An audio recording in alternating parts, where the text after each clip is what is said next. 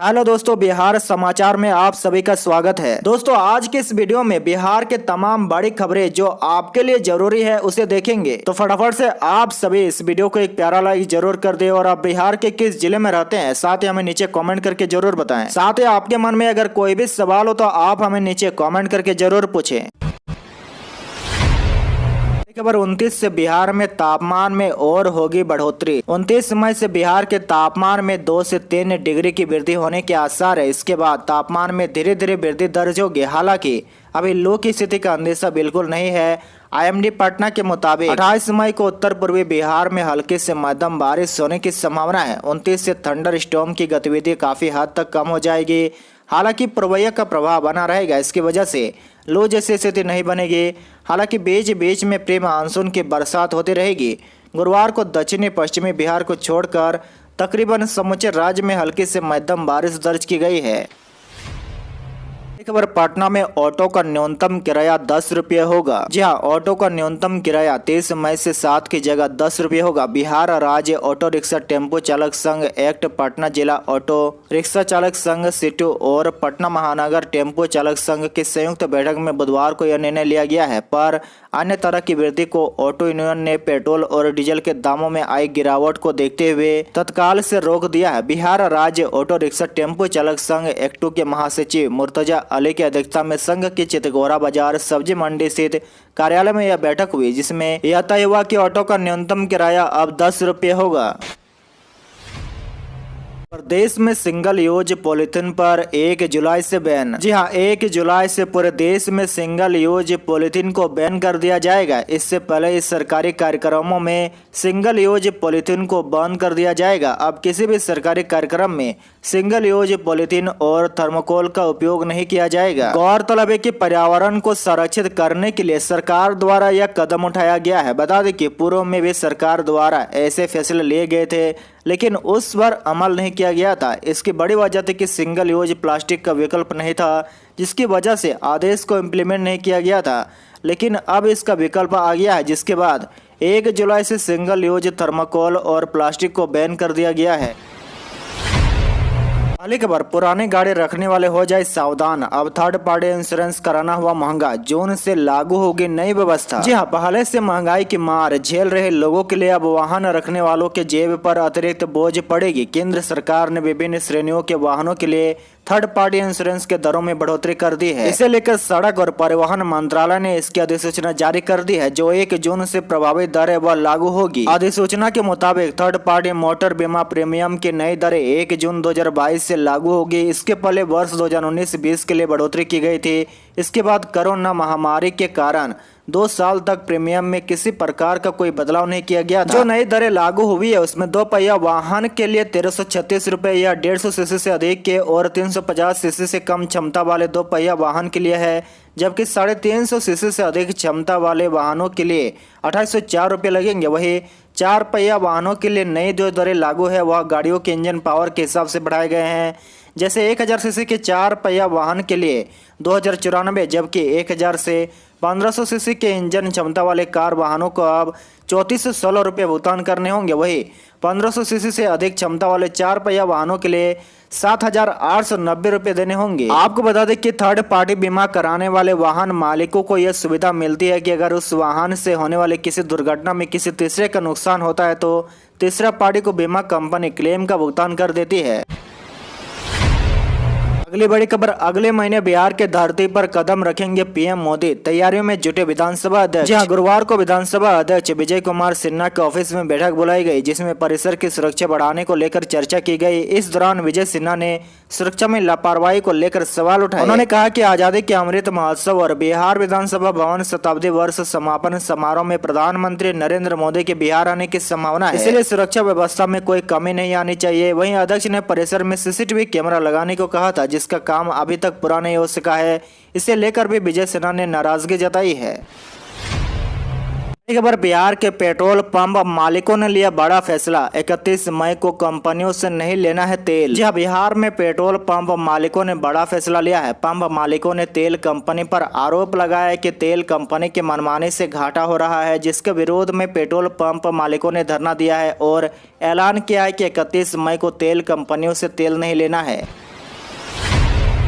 बड़ी खबर, पटना के अस्पतालों के बेड पर मिलेगा नवजात का जन्म प्रमाण पत्र। जी हां, जिले के सरकारी अस्पतालों में नवजात बच्चों का जन्म प्रमाण पत्र प्रसूता के बेड पर उपलब्ध करा दिया जाएगा। प्रमाण पत्र देते समय डॉक्टर को फोटो खींचकर उसे व्हाट्सएप पर सिविल सर्जन कार्यालय को भेजना होगा। Civil surgeon doctor Vibha Kumari Singh की ओर से जिले के सभी अस्पतालों के प्रभारी और उपाधीक्षकों को निर्देश जारी किया गया है। डॉक्टर विभा ने कहा कि प्रसव के तुरंत बाद ही नवजातों का प्रमाण पत्र देना है, लेकिन कुछ ऐसे अस्पताल हैं जो निर्देशों का पालन नहीं कर रहे हैं। ऐसे में न केवल प्रसव के तुरंत बाद प्रसूता को उनके नवजात का प्रमाण पत्र देना होगा, बल्कि उसका फोटो खींचकर उन्हें रोजाना व्हाट्सएप करना होगा। खबर, पटना के पार्कों में पेड़ों पर लगेंगे QR कोड, स्कैन करने के बाद मिलेगी पूरी जानकारी। जी, पार्क में सैर करने वाले लोगों के लिए अच्छी खबर है। अब यहां लगे विभिन्न प्रजाति के पेड़ पौधों के बारे में भी जान सकेंगे। पटना पार्क प्रमंडल के तहत आने वाले पार्कों में पेड़ पर QR कोड लगना शुरू हो गया है। प्रवेश टिकट लगने वाले पार्कों में ही QR कोड लगाया जाएगा। इसकी शुरुआत इको पार्क से हो चुकी है। QR कोड लगाए जाने के बाद लोगों को पेड़ों से जुड़ी कई तरह की जानकारी मिल पाएगी। मसलन किस पेड़ में कब फल आते हैं, कब उनके पत्ते झड़ते हैं, इसके साथ ही पेड़ किस प्रजाति से ताल्लुक़ रखते हैं। पार्कों में टहलने वाले लोग अब अपने मोबाइल फ़ोन से पेड़ों पर लगे QR कोड के जरिए सभी जानकारी ले सकेंगे।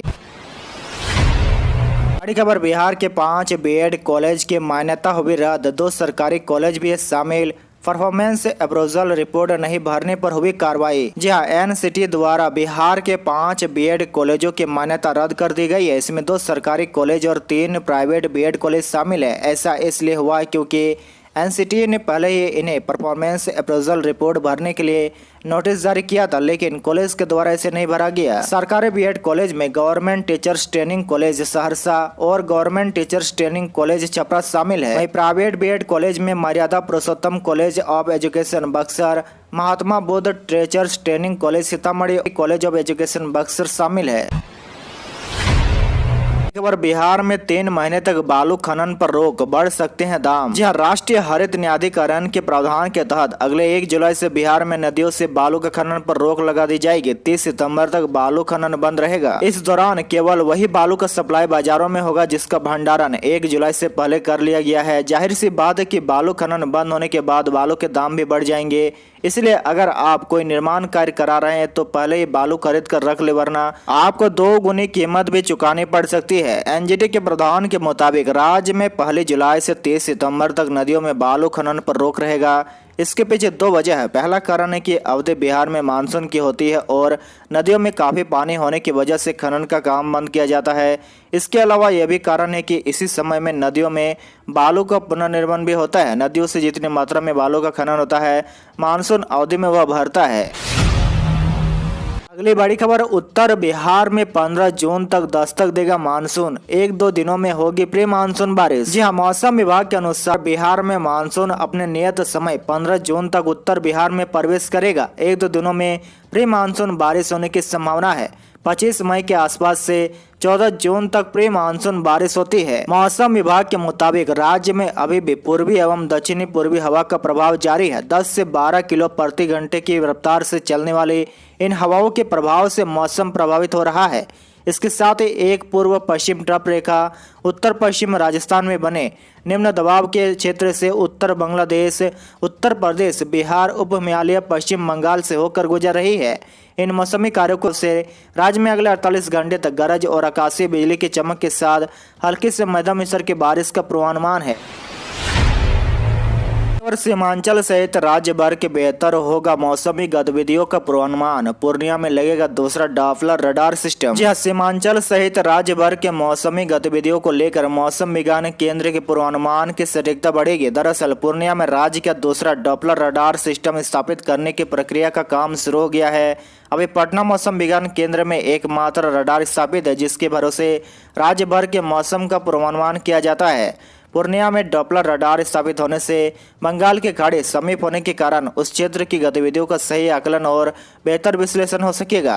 बंगाल की खाड़ी हलचल पूरे राज्य के मौसमी सिस्टम को प्रभावित करती है। कोसी और सीमांचल क्षेत्र इससे सबसे ज़्यादा प्रभावित होते हैं। अद्यतन डॉपलर रडार स्थापित होने से चक्रवाती तूफान और बारिश की गतिविधियों को लेकर समय रहते इसका सटीक पूर्वानुमान किया जा सकता है। खबर अब IGIMS में गंभीर बीमारियों का भी होगा मुफ्त में इलाज, सरकार ने कर लिया पूरी तैयारी। जी हाँ, बिहार में अब गरीब मरीज भी अपना इलाज आसानी से करा सकेंगे। ऐसे बच्चे जिन्हें जन्म से ही गंभीर बीमारियां हैं वे अब IGIMS में अपना इलाज करा सकेंगे। खास बात तो यह है कि इलाज के लिए उन्हें कोई पैसे नहीं देने पड़ेंगे। यह इलाज राष्ट्रीय बाल सुरक्षा कार्यक्रम के तहत होगा। इसके तहत कई रोगों का इलाज किया जाएगा, जिसमें हृदय रोग, liver, neurology, neurosurgery, cancer, kidney, टेढ़ा जबड़ा, कटे होठ, टेढ़े हाथ पैर समेत अन्य सभी बीमारियां शामिल है। बड़ी खबर, गया में बनेगा इंडिया का सबसे बड़ा रबर डैम, लोग आसानी से कर सकेंगे पूर्वजों का तर्पण। सीएम ने सितंबर तक बनाने का दिया आदेश। इंडिया का सबसे बड़ा रबर डैम सितंबर में बनकर तैयार हो जाएगा। इसका सफल परीक्षण हो गया है। 263 करोड़ की लागत से बन रहा रबर डैम इंडिया का सबसे बड़ा रबर डैम है। मंगलवार को निरीक्षण करने आए सीएम नीतीश कुमार ने सितंबर में हर हाल में इसको पूरा करने का निर्देश दिया है।